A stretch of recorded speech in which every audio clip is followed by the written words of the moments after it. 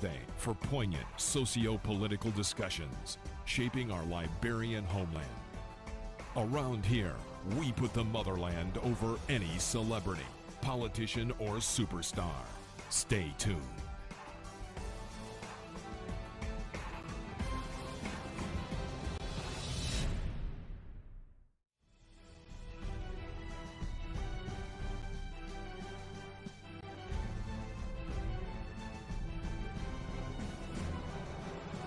This is the Social Media Live podcast show of Colonel Edmund Remie Gray on Facebook, YouTube, and Instagram.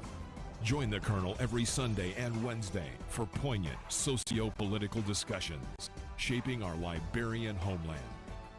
Around here, we put the motherland over any celebrity, politician, or superstar. Stay tuned.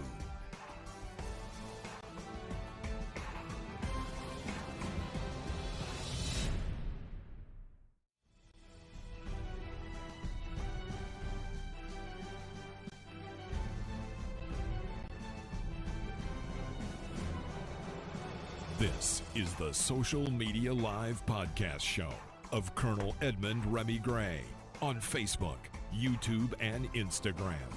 Join the Colonel every Sunday and Wednesday for poignant socio-political discussions shaping our Liberian homeland. Around here, we put the motherland over any celebrity, politician, or superstar. Stay tuned.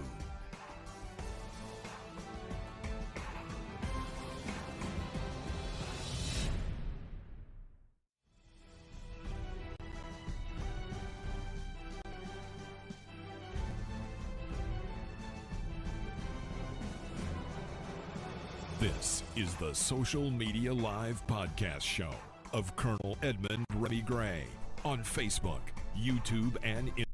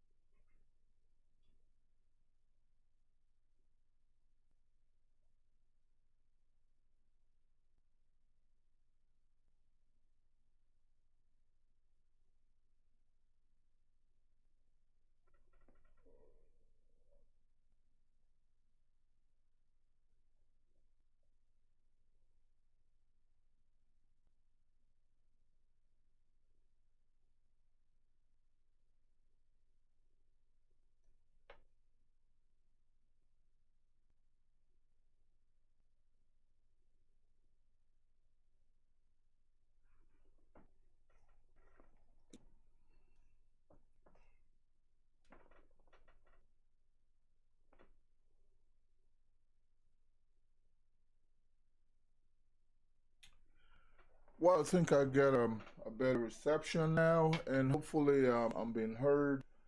I believe the video I had prior was stalling, so I had to go in-house and do some changes. Hopefully it is back on. If it's not, permit me. This is technology. Sometimes it can be cruel. Good morning. I want to say sizably it's about 12:30. It's about 12:30 a.m. Central Standard Time, my time. I'm here in Minneapolis, Minnesota. I do have some concerns about the upcoming by-elections slated for um, sometimes this year in Cape Mount. The Elections Commission, the NEC, has not released any tentative timetable as yet, so we cannot definitively say exactly when the elections will occur.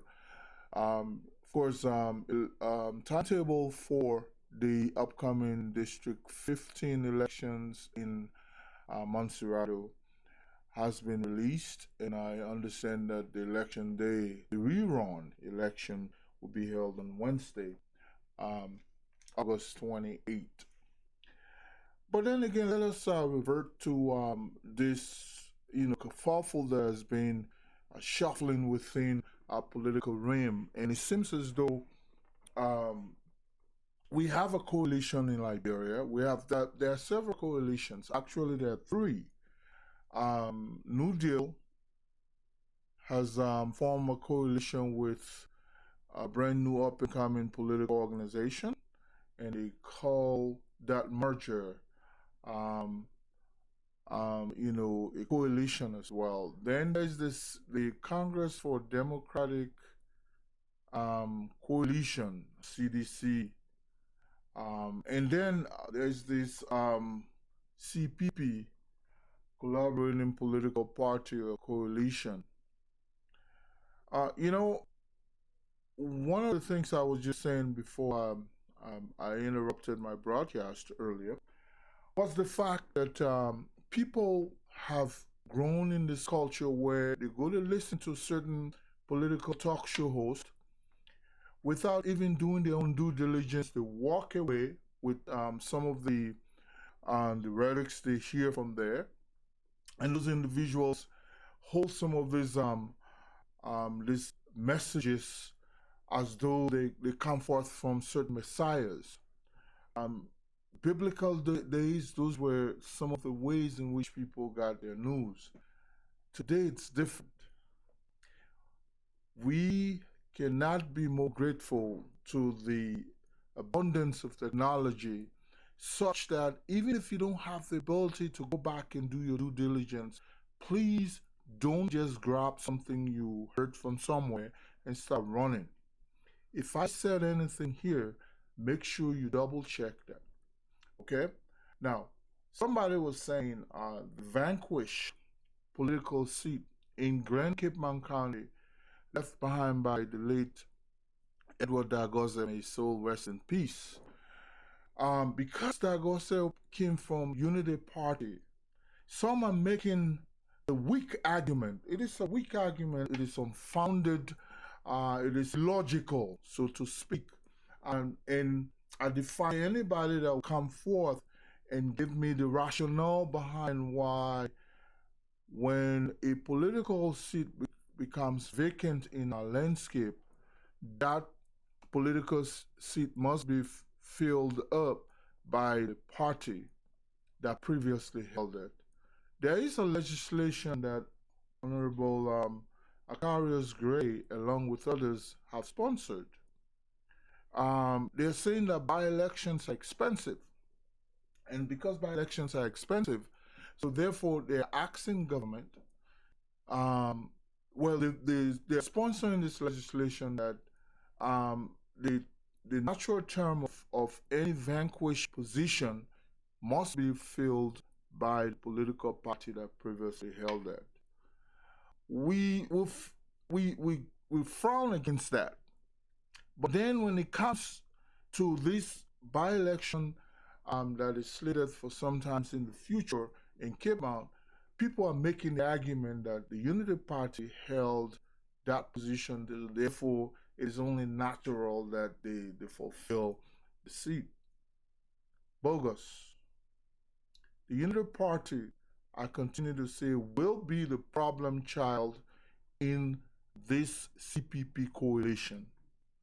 They will be, because they're insatiably greedy for every position that comes up that warrants electioneering. They feel they must fulfill that position. Henrik Topa was a member of Unity Party. For some reason, I think in the by-election, in the primaries, UP primaries, they have this way of sidelining some of their members. But that's how political organizations operate. It's happening right now in the ANC. Okay, where certain people will just handheld people and bring them forth and say, "This is who I want." That is not democracy. So Henrik Tokpa, for some reason, fell off with, mainstream Unity Party. So decides to go independent. In his quest for independence, the coalition now was in its formative stage. They threw their weight behind Henrik Tokpa. Remember when Alexandra Cummins and the rest of the coalition today appeared for a press conference, and Mr. Cummings was designated by the now coalition to read a position statement regarding the missing container of money and the $25 million that was infused into the economy but had gone south in different ways. So Mr. Cummings was who was designated to represent, and at that particular press conference, they declared a support for two candidates, the coalition meaning. They declared one for Henrik Topa and then Cornelia Kra. Both people had affiliation with Unity Party. Oh yes, the coalition holds when you support Unity Party or candidates for Unity Party. Yes, it's a coalition. I've forewarned people that look, if you see Unity Party in any coalition, they're not there because they need you per se. They're there because they want to use your capital to enhance their own political presence. Well, that's not the meaning of a coalition. When the elections came up for District 15, the very first argument made was that a gentleman named Amos Toy, I think he is the youth chair for Unity Party, they went in again with some heavy grammar. Altoa is popular in the community. He's a winnable candidate. Yally, yally, yally. You understand? And some of us heard some unfounded rumors that he was winning away with some money, cash in his pocket. I don't support that because I don't know how founded that is. To me, it's an unfounded allegation. But let me say this. Hold on. Yeah. Yes, sir. It's a funny guy. Just give me a second. Is the broadcast clear? Fuzzy? Yeah, I mean, it's clear, but that's not what I mean. Like, I don't know.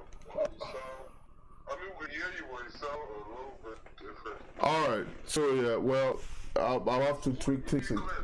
Yeah? I can hear you clear. Okay. So as I was saying, so I'll just hold on a second. I think I'll bring you on board, but just give me a minute. And the elections in District 15, they had gone in again with the same, heavy grumble that Amos Toy is a winnable candidate till your UA is not known in the district, blah, blah, blah. I mean, all kinds of stuff. And eventually, that died down. And we all know now that Tilia Ure is a winnable candidate. You never know someone is a winnable candidate until you give them the ability to run. These elections cannot be filled out by only Unity Party members. And that's why I frown on that coalition. And I believe you think yourself along this Unity Party that had power for 12 unbroken years. Now they're blaming somebody for not getting a third term through Ambassador Buckeye. You don't blame anybody. You had the golden ball for 12 years and you messed it up. Madam Sirleaf, who was supposed to get you out of this dungeon, she switched sides. You're not blaming that individual. You're blaming Cummings to say, you know what? And I don't know if he was going to form a merger or a coalition, having a merger with the very Unity Party. Why didn't he support them in the first place? What is the rationale now for joining them in a coalition? I tell you what, Unity Party screwed up. Matter of fact, they are the reason why today we have George Weah in government as head of the republic, because they messed things up for the educated people. We had no room to even maneuver. Those same individuals now, they form a coalition. Every time there's a vacancy that spurs up, they run there. They have winnable candidate. What if you have winnable candidate? Get out of the coalition. Get out and go run your own independent political organization. You understand? Meanwhile, let the three political parties stay there and they can decide among themselves. This nonsense has to stop. The party has tasted power and they feel that they are bigger than everybody. They have forgotten the seeds of discord that they've sown that is hunting them today. When that District 15 elections came up, boom, they were there. Now, this came on election, Unity Party has fielded candidate that the coalition supported. And you talk about Cornelius Kra. All Liberian Party, ALP, is represented by Tilia Ure. Cummins and the rest of the ANC, you understand, are all out there supporting Tilia's bid. Darius Dillon came from Liberty Party. It's an understatement to say the ANC went all out to make sure that this gentleman, you understand, wins election. Who else now left in this marriage that has not fielded any candidate? Only the ANC. Boom, something happened again in Cape Mount. You come in with some flimsy, illogical argumentation that because one person there is a winnable candidate, who cares? If you are in a coalition, if that coalition fills out a candidate and that candidate does not win, it's not because that candidate is not a winnable candidate. It's because the coalition is not stronger. That is the essence of coalition. Stop the flimsy argumentation. It makes no sense. It defies every logic. If you want to run as an independent political organization and think that you have strength, then go. Get out of the coalition. And I can tell you, I don't see any sense in allowing these people to have their way and hoping that when you get to the convention in 2023, they will elect you to represent the Unity Party. You can just see the bitter discord in the voices, the way they come out. That 2017 election, they still blame it on one individual. That had that individual joined them, they would have won the election. I don't know where that logic comes from. When you have screwed up for 12 years, you think that Liberians would just go and be electing one political organization. Even though they've screwed up for 12 years, they must give them again another term. That's not how politics work in Liberia. If now would have left the Tory party in power. We're not fancy about one political organization going 3 terms. That's not the Liberia some of us have grew up to understand. So if you wanted to win a 3rd term in power, you must give it some air. Look, Liberians are angry.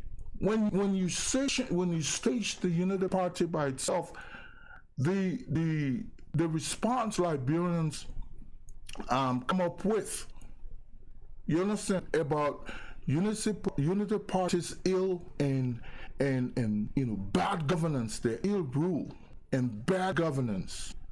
It's still fresh in the mind of people. So they're hiding in this coalition. They should just hide. At certain time when candidate comes up, if it is their turn, definitely we will throw our weight behind them, meaning the rest of those in the coalition.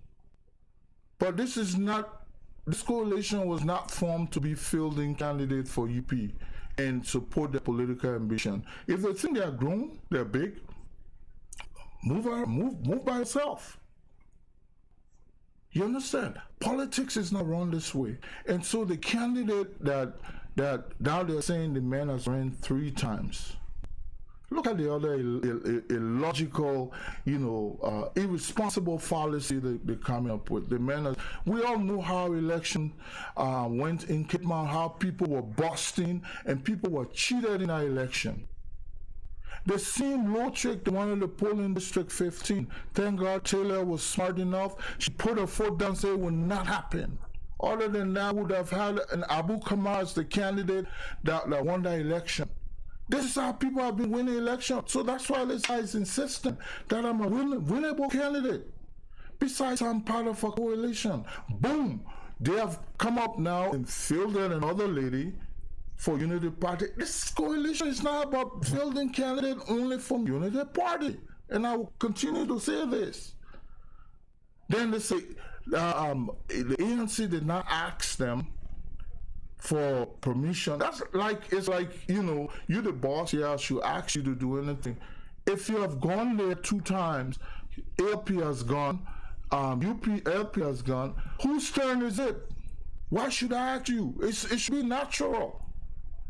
If you cannot hold that small agreement, that Good Friday agreement, of that small senatorial election, you think that these people will look at you and say, you can't be the standard bearer of the coalition? I will bet my life on the chopping board, it will not happen. These people are insatiable for power, and they're going to be insisting. The old man Buckeye is who they're still trying to nurture, the nursing, but we can't wish anything funny. But if the old man goes into an election, you understand, if he's elected as the party, as the convention at the primary, we all will throw away behind him. But you cannot force him to say he should be. You understand? Nobody was born with a mark on their skin president of a republic. It is a hard fight. That's why I say some of the people who are leading some of this coalition, I don't want to refer to them as naive, but politically you have to be smart. I remember when Ellen felt she had a dynastic call on Liberian Action Party. This was a God-given position for her. She was supposed to be the standard bearer. And Paul Clearwater came and outsmart her. And that LP coalition, Ellen came out angry. She had to go the second term with Unity Party because she had no more room in LP. In politics, you have to be smart. You don't just be the punching bag for other folks. This thing that if anybody thinks that they will call Alexandra Cummings or whoever and say, hey, come and take power, because she's been allowing our candidates to run. Let me tell you, when they get to that bridge, it will be a different message. If these people can come up today and be talking about a winnable candidate, really, seriously, a winnable candidate? Winnable candidate in a coalition? Then throw your weight behind the ANC about political, the candidate with the filling in for to fill the natural seat left behind by the late Edward Gossef. Support the man to win. That's what coalition is all about. He's a winnable candidate as long as she gets your support. Let this lady who running, let her wait. We don't have any winner or loser there. This is an election. Afterwards, Henry Costa, who is referring to somebody as a losing candidate, he lost. Does that mean that's the end of his political career? People go into election. The Calderon, the Mexican president right now, that guy ran, I think they said 11 times. He finally won. That's what politics is all about. It's not stopping your political ambition because you lost 1 or 2, 3 elections. It's, taking off from it. It's called consistency. Continue the journey until insistence. Continue the journey until you win. So let us stop the nonsense, illogical argument. I see it can be defeated in any sphere of discourse. When a seat is left behind, we don't have laws to say a political party should fill that seat. It becomes a vacancy. It's an open seat. Anybody can contest for it. If UP feels that they'll put their candidate there, I would dare the ANC to withdraw their candidate. Whoever is there, whether he has ran 5 times in different political organizations, thank God he's with us now, or he's with the ANC. Thank God about that. And there are so many folks who have transitioned onto the ANC. So people must continue to say the ANC don't have strength. Right now, I think we have over 4 or 5 people in the legislature. A win is a win. I always make that sense. And let me tell you something. Eventually, it will become the norm that Liberians will begin to seek identity in different political organizations, nobody has a landscape. Nobody. There's a logical and fallacious argument put forward by the likes of Henry Costa can be defied in any sphere of logic. If they feel that they sit in Cape Mount. Now, I was surprised when I heard Henry Costa calling somebody, this gentleman, a crook. This is how exactly others refer to him. They feel he's a blackmailer, he's a crook. Does that make him a crook? I see him as a candid man, you understand, who believes in what he believes in. Does that make him a crook? Why always refer to others people as crook and this and that? Henry does that. He calls others crook. And others think he's a crook. Mr. Fadiga is another talk show host, of course. Mr. Fadiga is on the line with me. Just a second, let me see if I can get you on much louder. Just a minute. Are you there, Mr. Fadiga? I'm patiently waiting. All right, it's all yours, sir. You know this. You were one of the people that frowned on the Alternative National Congress. In fact, for soiling its beautiful image it came in the on the landscape with, by associating with the likes of Liberty Party. I mean, not Liberty Party, but Unity Party. We feel that was a wrong political move because these people are tainted. They had power for 12 years and corruption was rampant. Everything went south. You understand? And today they are in a coalition. They're still thinking that they have political power. It's questionable. That's my opinion. You ask Mona Farah, you ask all those people. You know, the whole coalition came about from Safe to State group. And formed the whole coalition came about from that group. And through all the years that I work with those guys, if you follow those chats, you can still see those chats. My brother and myself consistently said that the Unity Party will be the single most group that will cause the downfall of any coalition. Yes. They are arrogant. They have power greed. Mm-hmm. It was only God that made those buggers to not win the presidency.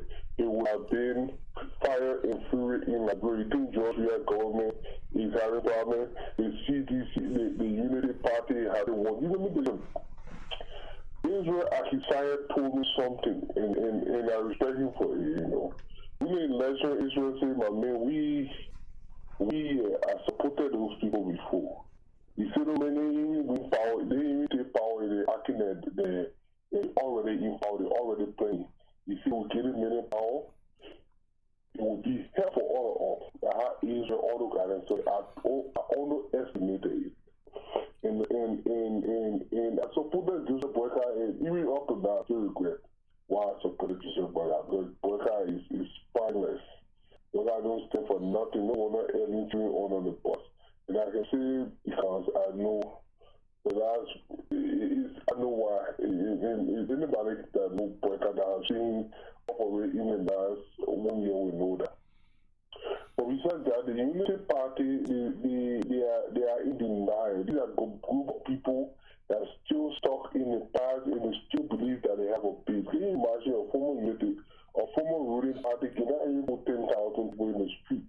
But they got these imaginary people that they believe still support them, even though all the leadership have gone around when they done a whole lot of stupid things in Liberia there, and they think that the Liberian people will forgive them or they have forgotten. Look, what happened with Dillon and all the people, because they believe that the opposition has some momentum now, they're trying to go for a grab. Look, Unity Party have more than 12 or 13 senators in the place there. What are they doing? Nothing. Everything they did now, even talking, they're not doing nothing. They even go to opposition. So for people to even be thinking of all that unity policy, nobody's name signed to that thing. Nope. But besides that, who got what, who did get what, the bottom line here is this coalition will fail, and we knew it. I predicted it. We preempted it. And the sad thing about Liberian politics, the ANC will be a serious casualty before, if you guys are not mindful, before the next election. And this is what happened. The COP, and the guys COP, diaspora, and all the things there. And so those guys with the ANC, I asked them, I said, why are you guys, they thought they were doing it to the Fadiga brother. And now what happened? Look, I mean, few people got that gift of 5 certain deaths. And I trust my intuition when it comes to that thing. I can smell rubbish from far off, and I will spray it. And that's what we did. I look at we got opposition that is still weak. We got so many other problems. Why you guys want to create another group and empower them? They don't win. One time that because people like them. They don't win was an actual protest against President Weah. It's not the people are angry, but they have not left the CDC yet. Yes. They just wanted to send a message, and that is why we're telling those people, but they didn't understand. The people are angry. Who told you? No. If Costa is under the guarantee that they're so popular and let it go wrong, you will see what the people will do today. No. The CDC is still powerful. One didn't empower again. So everything that is going on is in the hand. The CDC can still think and can still do whatever and get out right. So then that means you don't even have like to work for. But the Unity Party, they are very stubborn. They are desperate to get back in power. It will be a sad mistake for the Liberian people to get in power. But I don't think it will happen.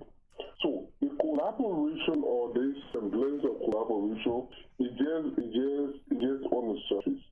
As long as this collaboration doesn't turn into a coalition, everybody will be holding their baby to the chest. It's not happening. Yep. They are all holding their baby to the chest and they are exploiting other people.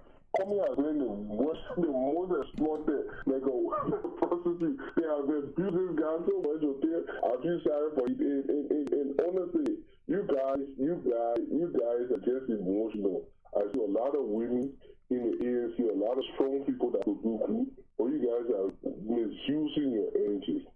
And every time we bring, when I was with the coalition, we brought suggestion people downplay it. And I see a lot of people that just getting into the politics and the thing just all emotion and mixing advocacy with politics and everything just kind of interwoven. They don't even know what is what. They just confuse everything and the thing that is a good thing that they're doing and they're winning. Yeah. And I just go frustrated. I'm like, I'll get it out. Getting out of the nonsense here. I will focus on Liberia and see how things can help to save Liberia. Anyway, but this thing is not working anymore. These people are taking this thing, turning it into hit. We get at this thing. Costa and all the guys, they feel powerful right now. They are all eyeing the presidency, so they'll always find a way to solve it. And one of the things Cummings did, and I will come back to a funny, and this is what they do in Liberian politics. They will look at you with a clean image. They will try to associate you with anything that will bring you down. Anything. Look, Eddie playing well. Eddie did not really come around anybody.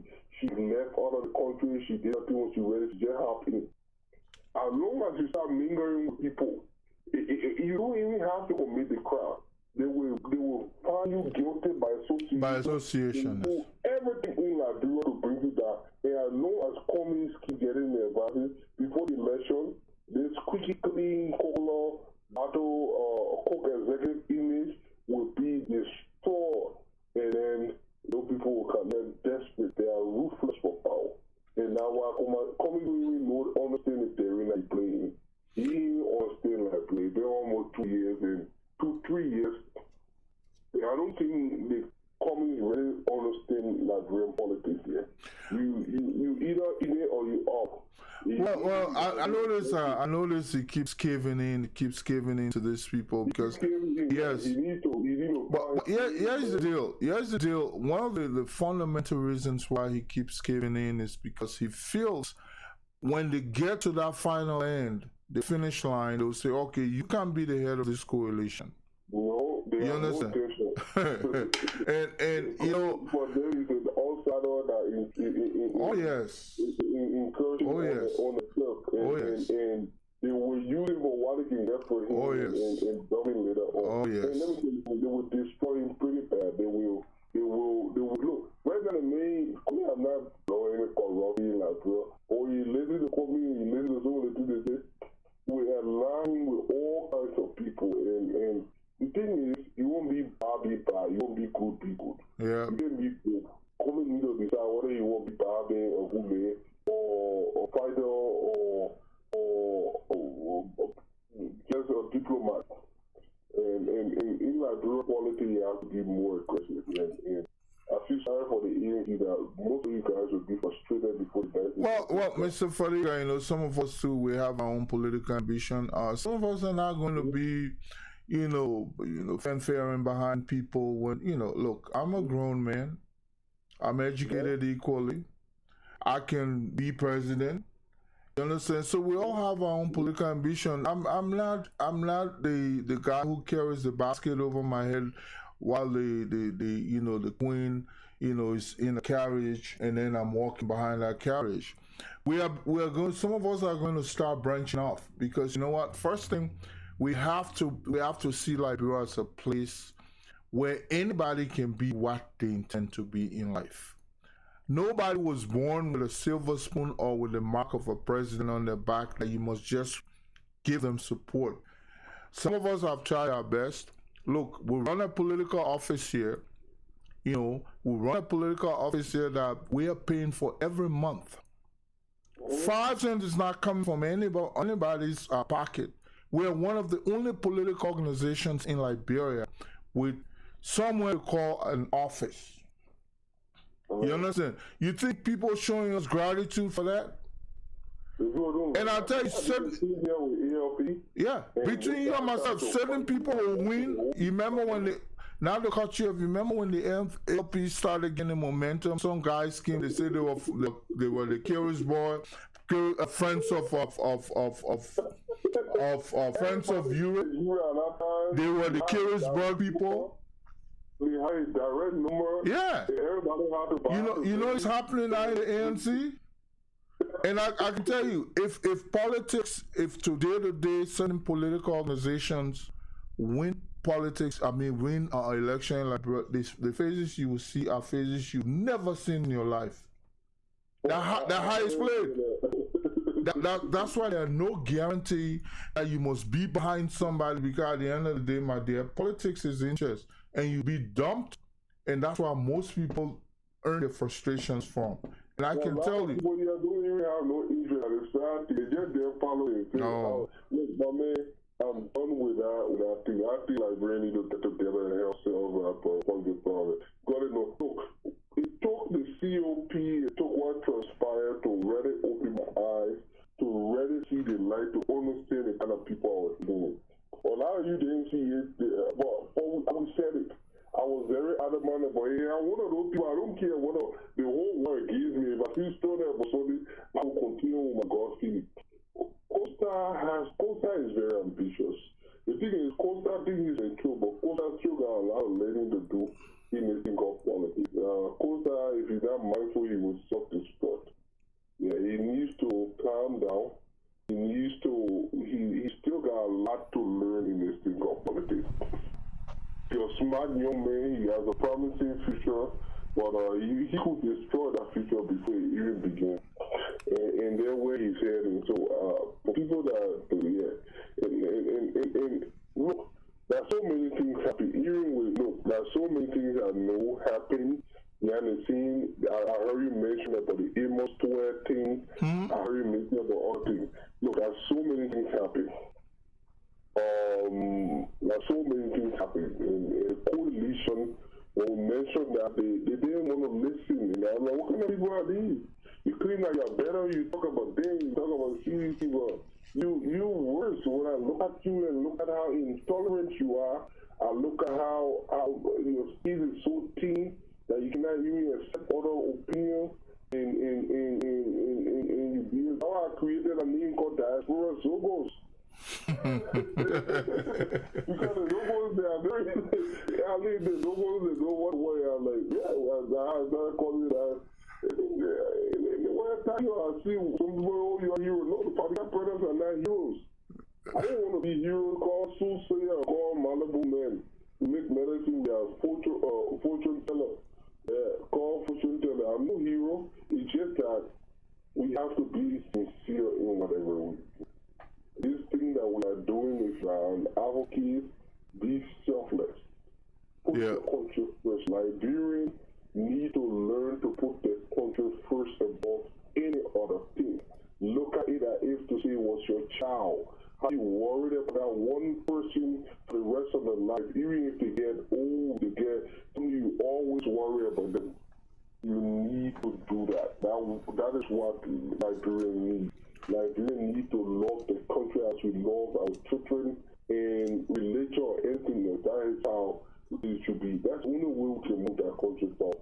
Until we start seeing Liberia like that, we'll always be looking for change. There are a lot of people are looking for change.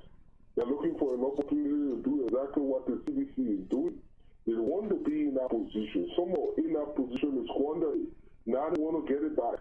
So many other people just want to be in power. Look, let me tell you something. It comes to something. We need to be mindful of the stories that we tell about the country. I got a different perspective on Liberia, and I pray that most people will reach to that point of understanding. That whatever we do, whatever we say about our country, we have to do it moderately, because if we think that this government will fail, and we feel will be an opportunity for us, it's just depending on how much you bring it down for it to fail. Because we could beat it down to the point that we feel to the point that when the next government comes, they won't even be able to resuscitate Liberia for the next 6 years in turn. And the tolerance that the Liberian people have with this government, they will not have it for any other government. You're right. That will be the end. In that government, they will burn and beat people, and people will be completely lawless. You see the government order? They want to be really chaotic. So I see people saying things and doing things. Look, I warn people on so many things. And even your people that they cause a lot of things. You got people causing the president, and they say, oh, you got people doing this. All those things, the table will turn. These things that we are normalizing, these bad politics that we are normalizing, when your time comes, look, those CDC will have no money. It will be lawless, to be disgruntled. People will have to get in the street to move people in their way. You want to headache. And I told this guy, stop it. Look, let me give you one example before I leave on your show. It didn't even take me 5 minutes to figure this out. There's this Justinian girl that said, she said they injected her with something. And I laughed when I heard that injection story. But brother, we've been around for long. I can name you 10 different persons that believe that they were in government custody and they injected them in the past. Most of the current Costa,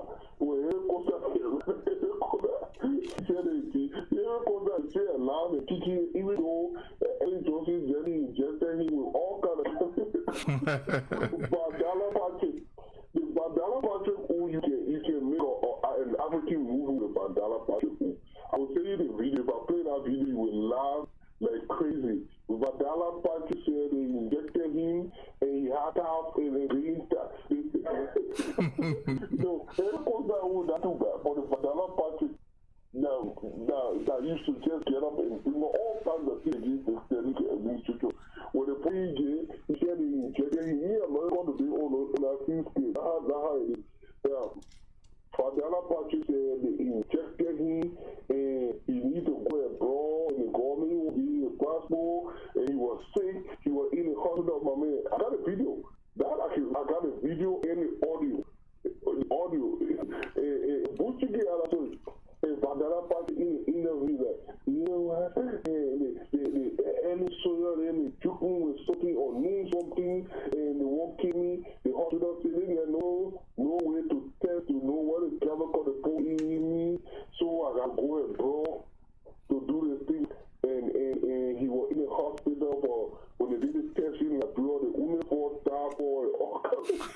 did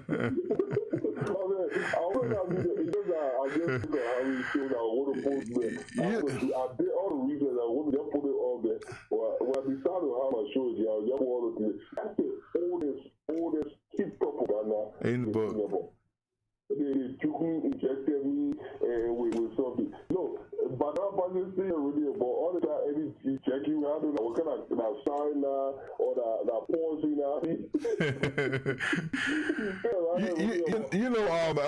Mr. Fariga, one of the things I suggested today on that post I made was that yes, you can collaborate with other people, but come on the landscape with some strength.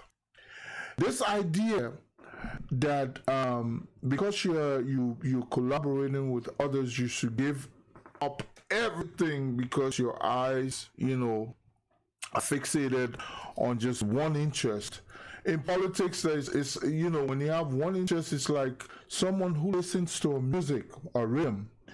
Where you have acoustic coming in, you have all kinds of instruments, blended together to produce a unitary sound.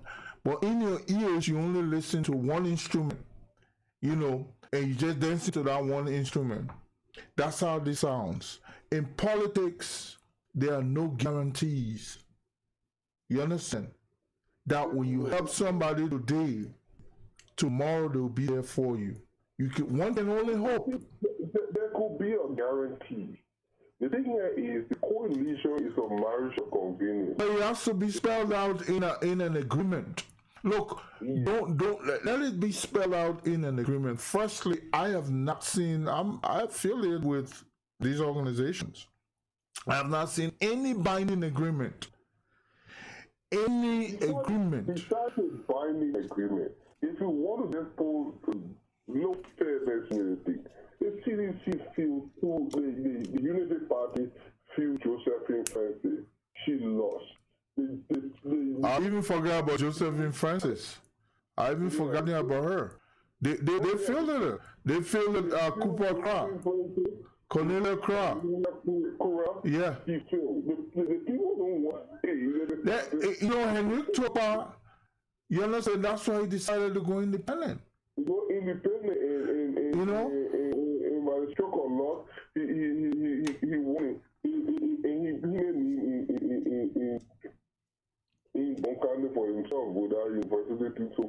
So Henry was there. But if you actually look at it, let me tell you the thing. I said this whole coalition is a marriage of convenience. What happened here is like you said, there's no binding agreement. And as long as everybody keep holding the baby to their chest, there's no trust. Everybody's sleeping with one eye. Yeah. And everybody kind of skeptical of one another. Oh yeah.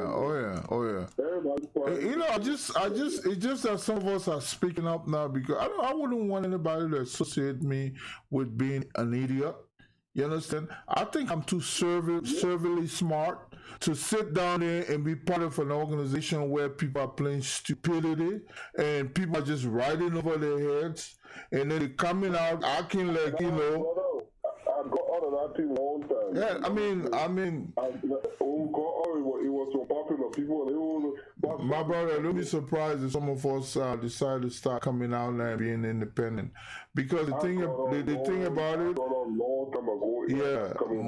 most people think that you should be the buffalo soldier that will stand in the way of the bullet, and while they are cruising somewhere up there in high altitude, and some of us are way too smart for that. Matter of fact, if I were the leader of the ANC today, we would have made tangible gains.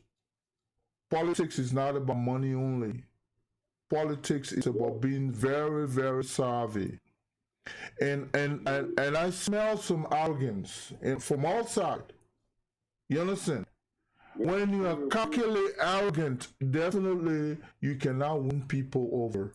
You just stiff. There's something about you that is not appealing.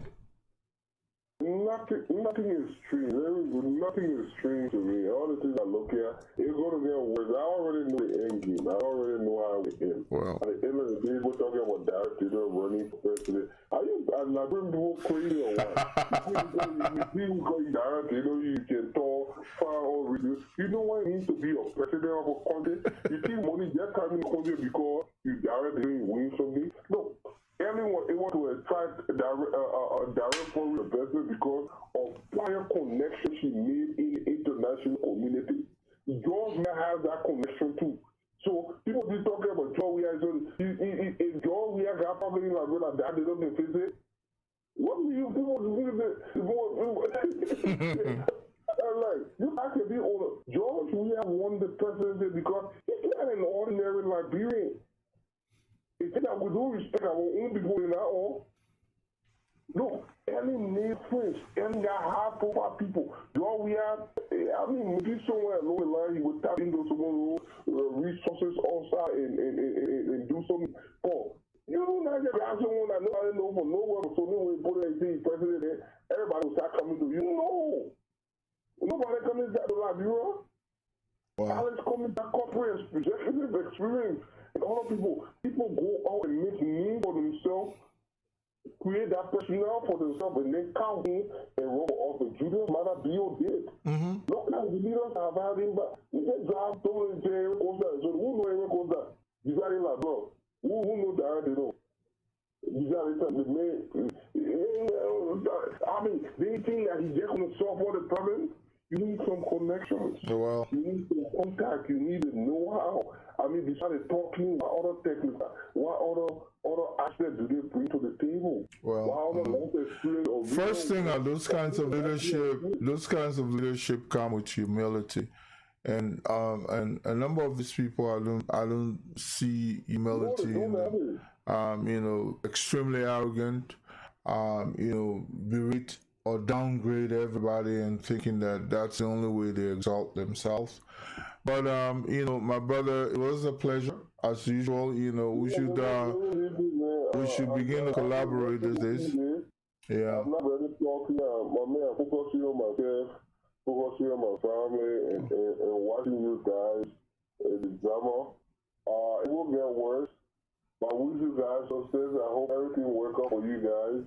I'm not in that business anymore. I'm in the solution business. We're going to find a solution for Liberia. We're going to have wherever we can. well, my brother, as you see, eventually we're going to be branching out to develop our own selves. Somebody was asking me, hey, I heard you guys having some convention. Well, friends of Cummins, like they have the Friends of Europe from Carlsberg, I think they're having something in Minnesota. I'm not aware of it. But the political organization ANC, it's my hope that we will build it to some extent. We will not naturally have one person running over and over. We will have multiplicity of people coming in to flex their political muscles. And I believe that's what institutions do. If this were just a one-man political organization, then don't beat George Weah for being the perpetual standard bearer of CDC. If you want to be an alternative, you're going to start practicing some of these. If you can't give up the smaller things, I wonder. Dictatorship starts from the fact that you see yourself as the only person that's supposed to bring relief to an entire society. And that is a misconstruction, my brother. Most of us don't know that there are others who with brilliance that could even do better than some of us in the corridor of power, and we just want to hold on to it, and at the end of the day, we fail and we die wearily, and nothing is accomplished. That has been the epic story of Liberia. Everybody wants to hold on for 27 years. They want to outperform Tubman in his quest, in his presidential quest, and then Liberia is just the same way. It's a nation that is stagnant, moving nowhere. And so, like I said, my brother, I've told you, some of us will begin to branch out and begin to make the case for ourselves and build our own political history. Politics. I mean, it's a solution business. Yeah. Well, Politics don't remember followers; they remember leaders. So some of us not going to be followers, naturally for the rest of our life. We'll begin to branch out, and eventually some of us will find ways to go into whether the ANC, wherever it is, and contest some of these primaries. Now people are making laws where they will perpetuate themselves until we'll go to the 2023 election. I mean, those unconstitutional, those are undemocratic tendencies. I mean, it just tells you what we're in, and we're not going to buy into some of this. And some of us are way too savvy. I continue to say, for us to allow our brilliance to be used by other folks who are practically not as even smart as you are, Mr. Fadiga. But anyway, my regards to the family, and yeah, thank you so much. All right. So that was Al Hussein Fadiga. Of course, he along with his brother have had their share of the political rambling around it, and Liberians have become so cumbersome to the extent where they hold certain people with reverence, they hold them as messiahs in those individuals. Well, that's the annals of human being. We've always held certain people in certain realms, and such that you cannot even disagree with those people, because to them some of those are messiahs. Well, are there any logic that tells Helicopter that the seat that is vacant in Cape Mount must be fulfilled by somebody else? I got another caller coming in. This is the Colonel Show. Good evening. Hello. Hold on, sir. Hold on. Wondering.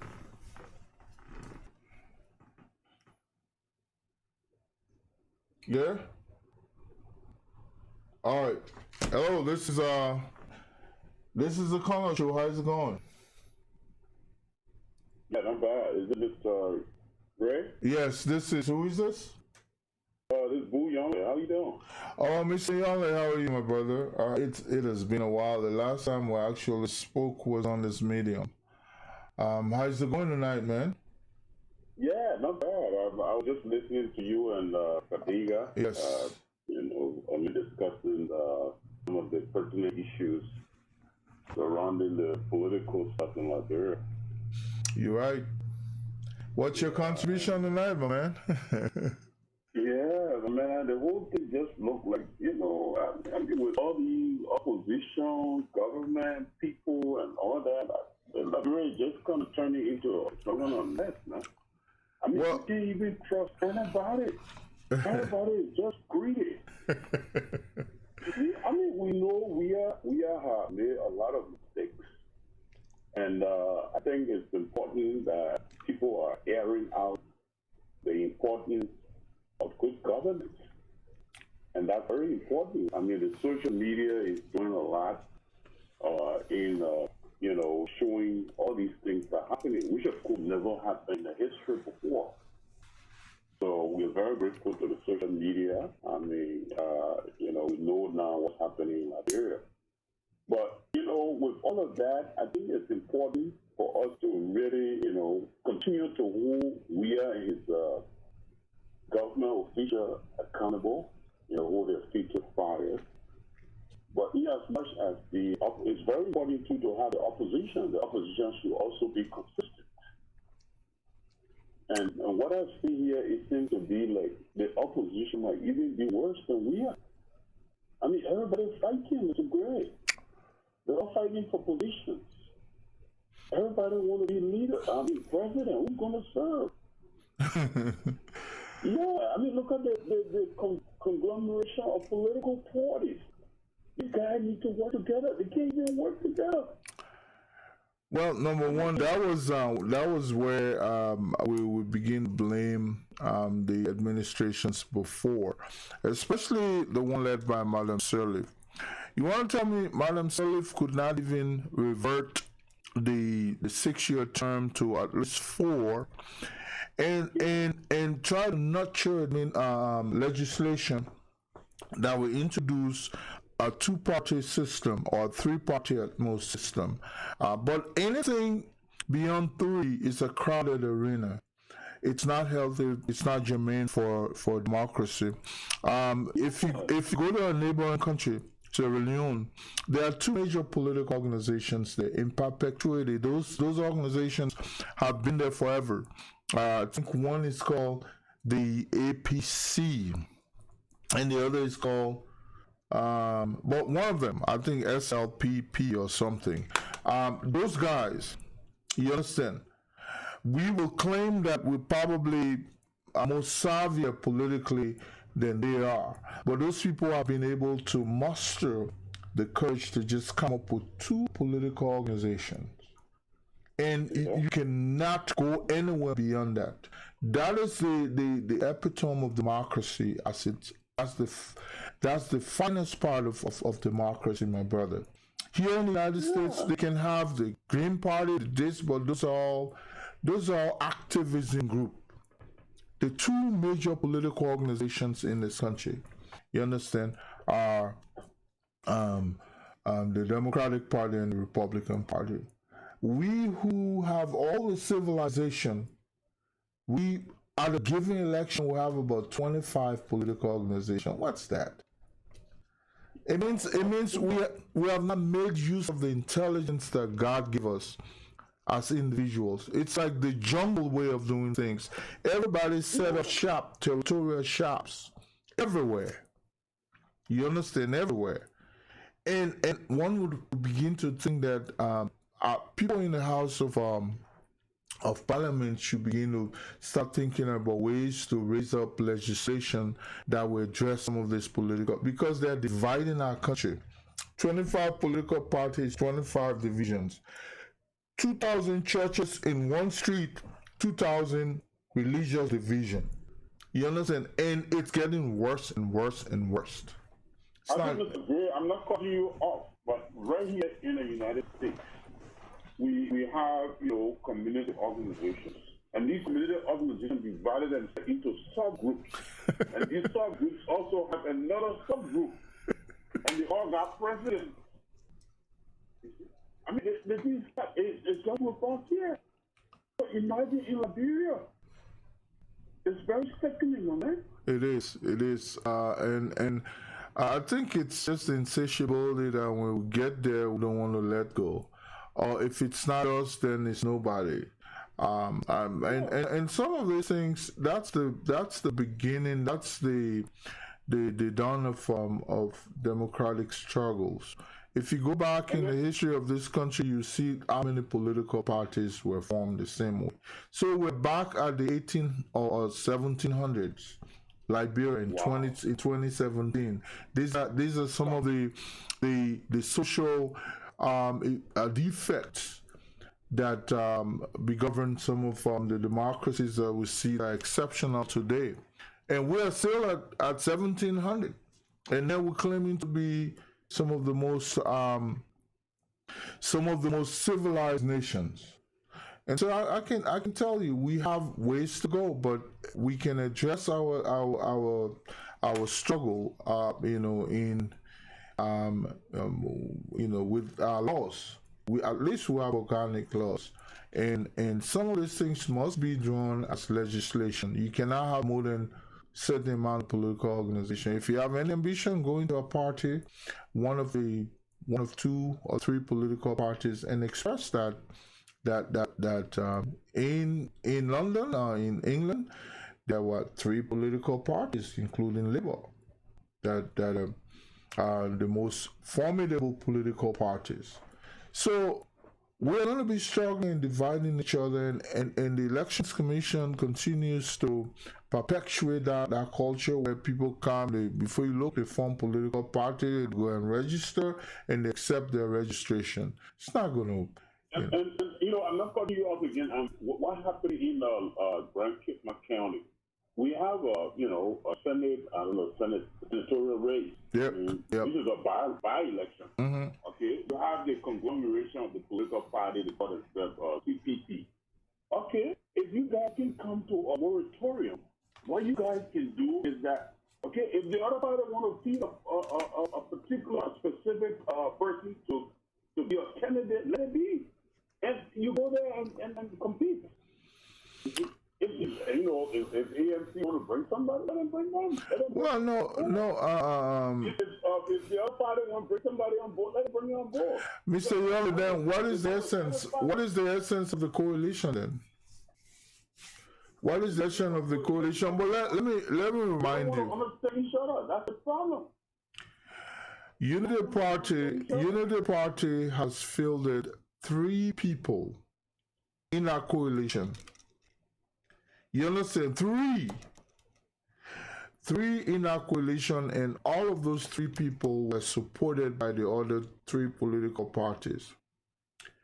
Cornelius Kra, Josephine, whoever she is, and then Henrik Topa was a member of Unity Party, but because apparently the way Unity Party was going, he decided to go independent, and he won. The first time he ran on Unity Party ticket, and he lost to Joel Howard. So he decided not to go on Unity Party. But I'm just saying that in this coalition of the willing, Unity Party has come up with 3 candidates, 2 of whom lost. The ALP came up in District 15 with Tilia Yue. Unity Party again went there to contest that one Amos Twe was a winnable candidate, so therefore he should be. You understand? And that Tilia was not known, she has never lived there, blah, blah, blah, all this kind of cheap politics. So eventually, we heard other things happen underground. So he abandoned the plight to run. Tilia went in. Can you today say Tilia is now a formidable candidate for District 15? You understand? And then you go to District 13. They ran there. So Dillon ran on Liberty Party. In this coalition, all the other 3 political parties have put forth candidates, and the ANC supported them. Man, the small one again in Cape Town, why would you want to go there? I mean, just naturally, what's the essence of the coalition? If it's only you can field candidate, then may as well say, hey, you guys are working for me. You know, that's not a coalition. That's mockery of democracy. Yeah. That's mockery of democracy. And then you have some of this illogical, half-schooled individuals making up, that Unity Party had the seat, and so therefore naturally they should. Which logic are you preaching? It's not supported by law. You understand? When a party, when a political seat becomes vacant, you understand, it's up for grab. Belongs to nobody. You understand? It was just recently a Carriers Group introduced that legislation that when a political seat becomes vanquished, the party that had their candidate in must fill the rest of the remainder of the term for that particular, and it has yet to go through the legal recourse. So we don't have any laws. What law are you preaching? And then you have people who don't even check on those due diligence. They grab and start running away. That's the kind of country we are. People learn from social media, whether people make it sense or not. They don't even apply rational bandage to some of these sayings. Boom, they grab it and start running. Because you heard it from Henry Costa Muff, who's Henry Costa is some well-schooled professorial gentleman that he says anything, boom, you start running with it. Yeah, but Mr. Remie Gray, that's the problem we have with illiteracy. Because, the country has gone through, I don't call it civil war. It's just another part of genocide. Because people were just killing each other because of you don't like the person or because the person comes from another tribe. So that's genocide. genocide went on for more than 12 to 15 years. Mm-hmm. So you have, no adequate education. Most of these guys on the ground, they don't have good foundation. So whatever Emmett John Brown or Peter, this can just come up and he become a hero overnight. Oh, yeah. And that's the problem we got in Liberia right now. That's the problem. That look, I just published something from Daily Observer. Mm-hmm. One of the guys that was, indicted on this Liberia $16 billion. This guy called Joseph Dennis. He's deputy director for internal audit at the Central Bank of Liberia. This guy today, he was released on medical grounds. Look, why did they treat the man in the jail there? He's sick. I mean, look at the next picture. He doesn't even look sick. I mean, this is a mockery. I mean, it's a precedent to be set, man. Well, I tell you, neither of these people you see rambling around the presidency right now have the balls, you understand, to set precedent. Most of these folks are folks who, when they get there, they'll carry on sweetheart deals. You understand? You need some hardcore person. None of these people you see there will do it. And some of us are beginning to have second thoughts while we will even support. They ask someone of what would you do with the war crimes court? You say, well, I want to hear first what the president has to say. Come on, man. It's you. They ask you the question. What would you do if you were president? It's a political way of entering situation. That's coward. Being coward. You understand? That's being cowardly. Take the bullet. I am going to do this. I will build some of the largest prison walls in Liberia and prosecute people. There will be special or fast court that will expel some of these corruption cases. If you're my brother, you're my mother, you're my sister, you are involved in corruption, you go through the legal system. And whatever the courts determine would be your if you don't have the ability to say that, then what changes are you bringing? You're just one of many individuals trying to replace somebody who will probably go on eventually to do worst. So we have to be able to begin to listen to what people have to offer before we give them position. If a man cannot tell you what he will do with war crimes court or the setting up for justice system to prosecute war crimes, that individual, you understand, is no different from those who are there right now. Because maybe you think certain people will be affected. If it's me that you're trying to protect, then go forward. But you know what, Mr. Yonle? That's the kind of country we've been having for 172 years. I've not seen anybody that makes the difference. Not a single one. It's so bad. Yeah, not a single person. I'm telling you, you probably need to have, wake up one morning and find Liberians running helter-skelter with a selfless individual that will come and straighten up things like our Ghana. That's the only way. All this election, these are weak people coming forward to run for political offices in our country. I heard you today. I'm not talking about. I heard today one of the talk shows on the social media. These guys were talking about Southeastern. Nobody should come from Southeast and become president again. I said, look, I keep commenting. I said, look, I mean, you might have a good point, but let not be regional yet. Let not be tribalistic. I mean, if somebody is qualified, you can't judge the person because of people from that particular region. If that person is qualified and if you will vote for the person, let it be. Let it go. Well, Mr. Yole, I know the region the poor are beaten. That's the region you're affected. But let me say this. No, not that. It's just that. I'm talking in terms of constitutionality. Yeah. In terms of no, it has no basis. It has no basis in our law. If you want to change the constitution on that, let it go through a referendum or let it be a revision of the constitution. Because you don't have a revision of the constitution and then you forecasting out there, giving, relevance to such, utterances like in the southeast region. You can't feel up fresh.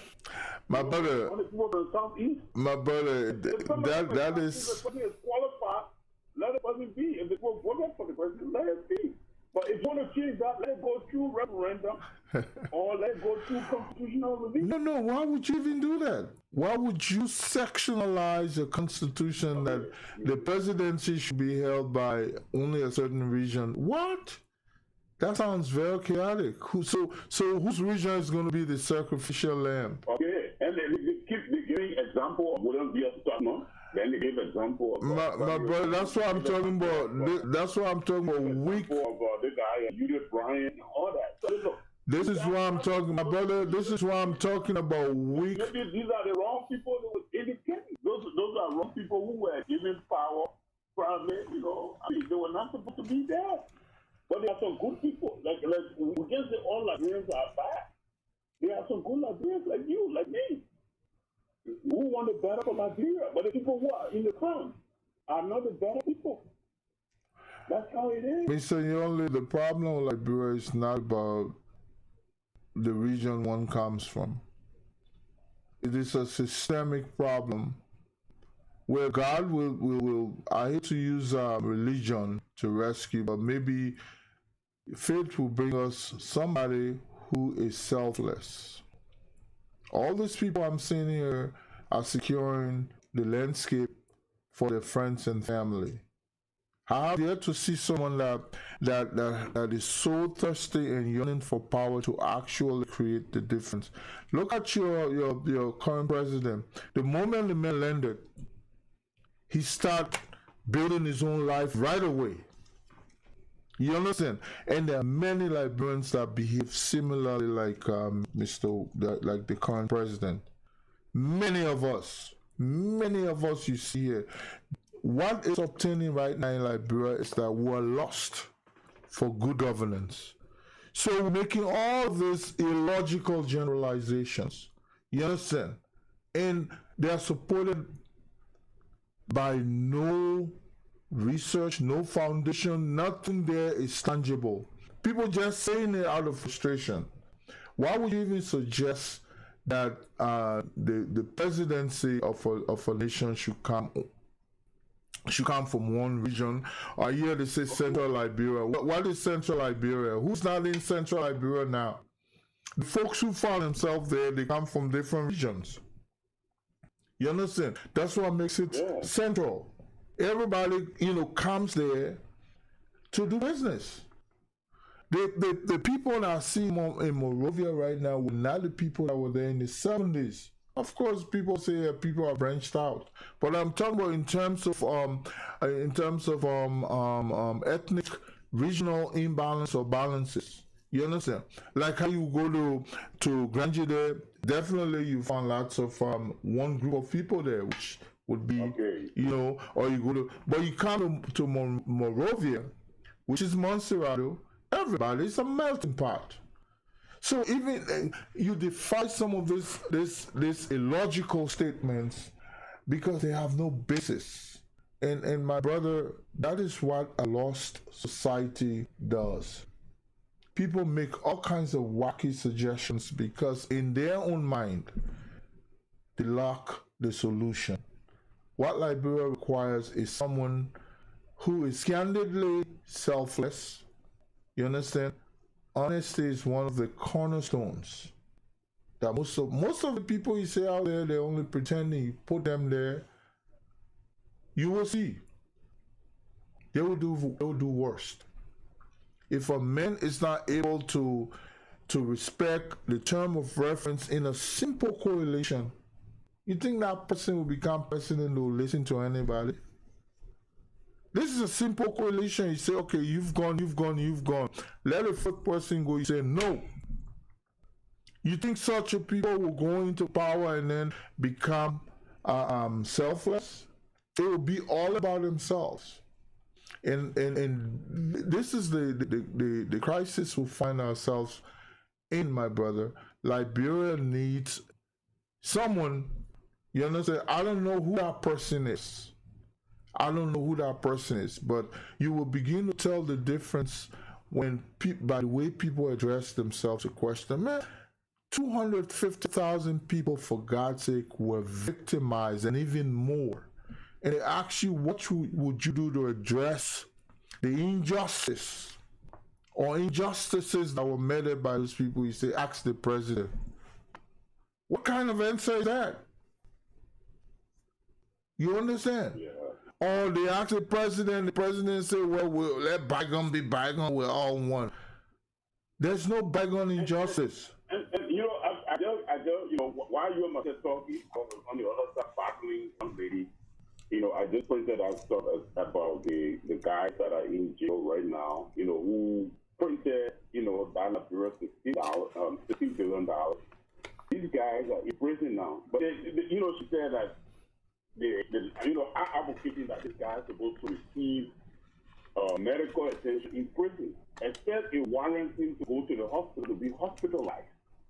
But, you know, the man looking good, and he just go and file a bill because there's a loophole in the Constitution or in the law that he can file a bill to get out there.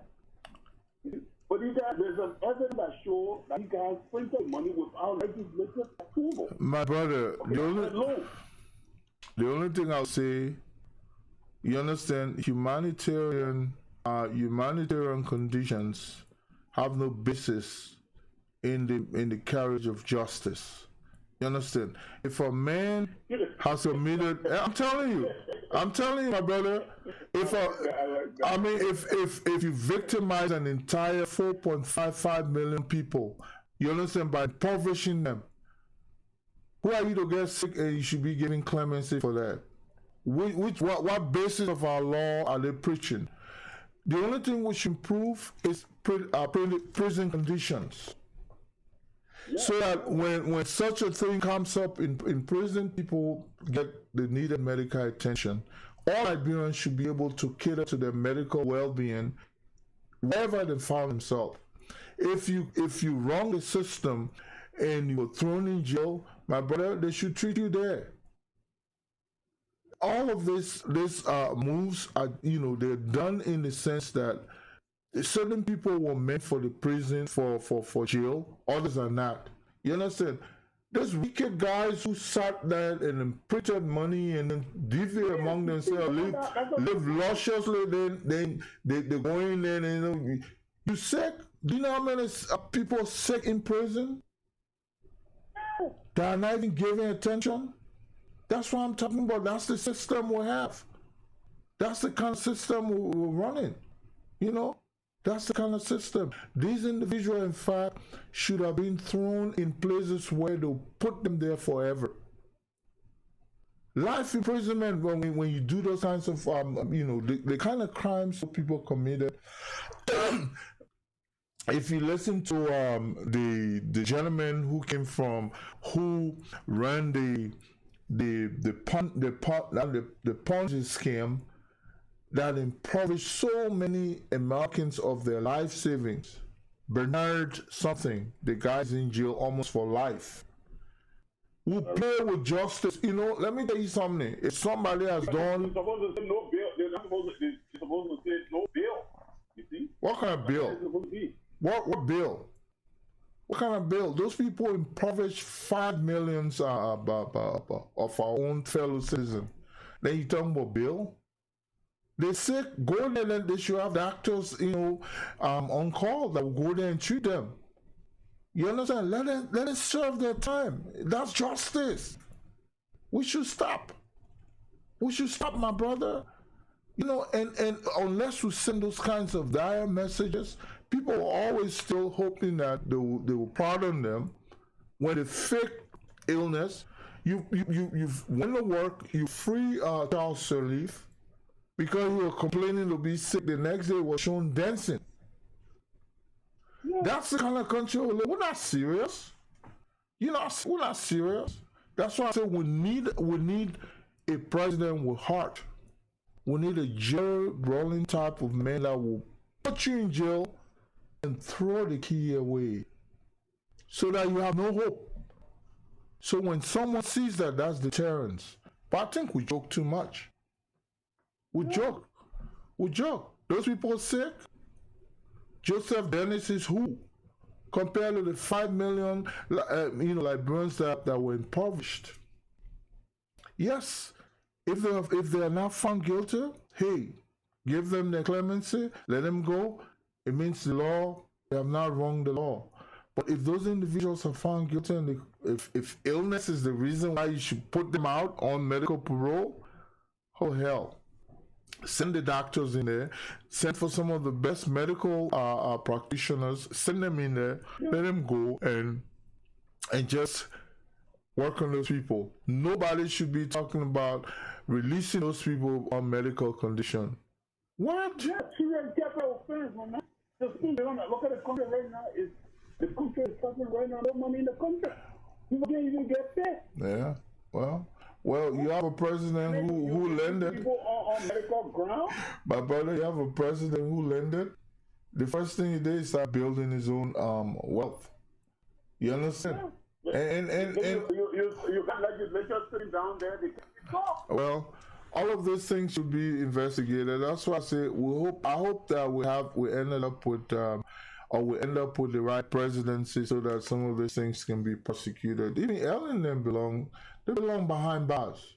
You understand? Yeah. Those people belong behind bars. They should be, look, if you find them guilty, drag them in court.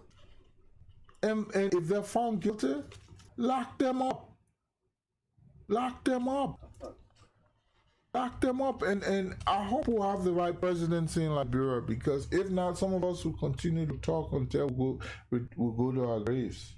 Definitely, we're not going to sit there and balance people because they have certain names, because they are the Sirleaf. No, we can't do that. Oh yeah, we're a country of people, not even laws. That's why people struggle so much with talking about punishing for capital offense, war crimes, this kinds of stuff. People don't think others deserve that level of punishment. They don't think so. That's why everybody wants to go in and do the same, because they know there's clemency at the end of the term. All you need to do is just go in there, rob the rest of the people, impoverish them, and then come out and make strong mouth. Then you go free. You live like a happy man. And I tell you, they give freedom in Liberia, people like that. Well, my brother, one day God will send somebody, or maybe we'll end up with someone who is extremely resolute. I believe in you too. I think that's what I'm telling you. One day. People will not believe. People will not believe the kind of actions that such an individual will take. Their own friends will be the first, collateral. When you start locking up your own friends and family members who are caught in corruption, people will begin to see you like you're very serious. But I tell you what, which of those guys running for the presidency right now will go there that will ever do that? If a man cannot even tell you what they'll do, to punish for war crimes, what are they going to do? Oh, let bygone be bygone. Weak people, my brother. Well, my brother, let's say a final word, because we have to wrap this up. Okay, my whole thing here is that I think Liberia right now, one of the suggestions is, we have to continue talking. I think that's one of the best things. That's one of the solutions, one of the suggestions. Another thing is that election, Liberians would need to take elections very seriously. Vote. Vote for the right person. Don't vote people because the person is popular, or because the person has money, because they give you money. Because the main thing, like right now, people don't care for what they can eat today. They don't care for tomorrow. And you continue to do that, you suffer. But some of us we're here, we got food. But Mr. Yole, let me put you to a stop there. If you in Liberia, where you barely can find employment, you barely can find ways to put food on the table, what would you do? You're not like in an independent country like the United States. I can wake up tomorrow, fill out application, and go to work. What can I do? People don't want to go in the rural area. You go in the rural area, it's not like in Kenya, where I stayed for a long time while I was doing my undergraduate. Okay, in Kenya, any bush you go to, you have to get a license. If you want to go fishing, you got to get a license. In Liberia, everybody got a background. They got somewhere.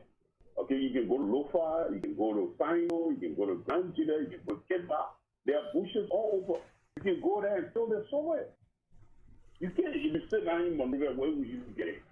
Okay, you gotta go out there. So, Mr. Yole, when you were in Liberia, were you up in interior?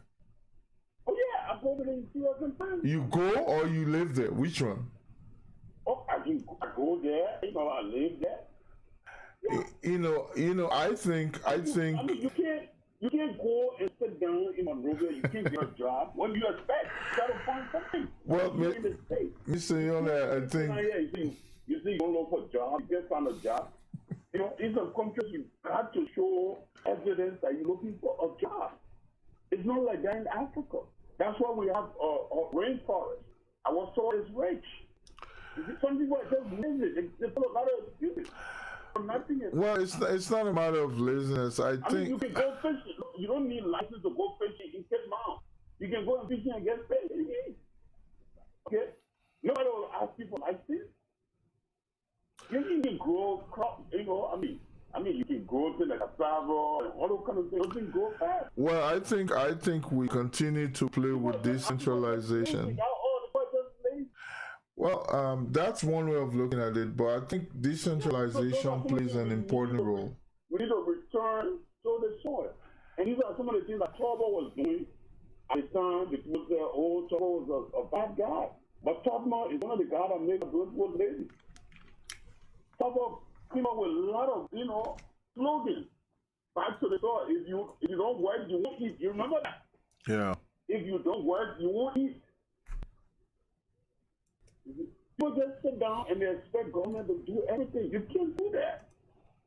Even though we hold government feet to the fire, we're not expecting, the guys in government to, use the money like that we're always doing, big appropriation and what have you. But our people, one of the advice we need, our solution is returning to the soil. You don't need millions of dollars to go back to the soil. Well, Mr. Yole, just before we wrap up, I want to tell you that I think, one of the reasons we elect governments, is to provide opportunities for every citizen, regardless where they found themselves. In Liberia, it seems as though the center of economic activity is the capital. Decentralization have become an elusive word. In other words, we only use it, but in the practical sense, we have never practicalized decentralization. So if you want to starve yourself to death, go in interior and live there, because the thing about it is, you don't need license, man. You don't need license. No. I want to say, if you want to starve yourself, but take a country like Rwanda, the size of Buffalo. Okay, everywhere and everywhere you live within that country, you understand, there are economic activities going on in abundance. Yeah. I think the government of the day needs to begin to provide economic empowerment everywhere, regardless where people found themselves. We started with the County Development Fund. That was the idea, but those are all meager. County Development Fund, those are all meager. You understand? When people come with this direct foreign investment, when they come into Liberia, they don't give them, a certain amount of responsibility to fulfill. You understand? People get their envelopes, that's it, they sign some of the shady bad deals, and these companies will have to find ways to get their money back. So whatever investment is supposed to do in the community, they hold on to those because they have It cost them heftily. That's why I say, the way we started in Liberia, one person will have to begin to shine the light. And that individual should not be any weakling that will be talking about you can't punish people, bygone must be bygone. Once people start sounding so conciliatory, they don't make good presidents. Those individuals don't make good presidents because those people will follow the same sweetheart laws that have perpetuated our country for 172 years. And let me tell you something, if you think anybody that is running out for the presidency will make a wowing, difference, I want to see it. Prove me wrong. Prove me wrong. Some of us, we will continue to be this way because definitely once I notice a certain level of dishonesty in you, you're done. I mean, you don't win me anymore. The only reason I'm saying this is because I can tell you that one day maybe some of us will begin to go into the race ourselves with this mindset. And oh God, bring the microphone to me and let me tell you what I would do with people who I'm telling you. I'm telling you. If you don't want to elect me, that's fine. Because that's the beginning of truth and honesty. If you hide in what you would do as a leader, trust me, when you get there, you hide what you do as a leader. And majority of the time when people hide is because they're doing the wrong thing. My brother, thanks for the call, man. Yeah, thank you so much, bro. Oh, my man, young. You still in Florida? Oh yeah, my man. Florida is my home, my man. All right. My house, I would be here. Oh, my brother. Well, thank you so much, man. 2004, so I stayed there. Oh, good. All right. Well, have a good night. Good morning. Okay, you too. Yeah. And of course, that was Bull Yonley. Bull Yonley happens to have been the president of the Grand Jude Association, I think in the diaspora, and he's an outgoing chair. And Bull Yonley is a regular caller to the show. But this has been a snippet of the Colonel Edmund Remie Gray show, and I will show you some videos tomorrow. I'm trying to see if I can put the District 15 election saga into one video and try to put it on